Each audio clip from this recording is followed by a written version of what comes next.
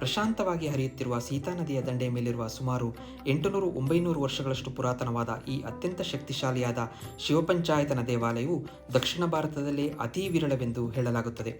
ಮಲೆನಾಡಿನ ಮಧ್ಯದಲ್ಲಿರುವ ಈ ಮನೋಹರವಾದ ದೇವಾಲಯವಿರುವುದು ಚಿಕ್ಕಮಗಳೂರು ಜಿಲ್ಲೆ ಕೊಪ್ಪ ತಾಲೂಕಿನ ಹೆದ್ದಸೆ ಗ್ರಾಮದಲ್ಲಿ.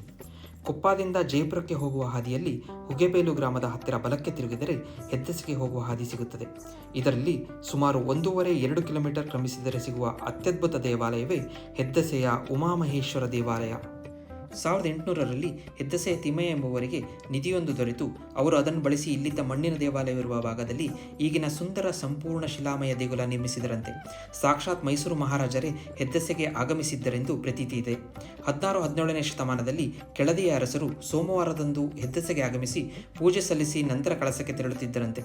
ಹೆದ್ದಸೆಯ ಅಗ್ರಹಾರದ ಬಗ್ಗೆ, ಶಿವಪಂಚಾಯತನ ದೇವಾಲಯದ ಬಗ್ಗೆ ಮುಂದಿನ ವಿಡಿಯೋದಲ್ಲಿ ತಿಳಿದುಕೊಳ್ಳೋಣ.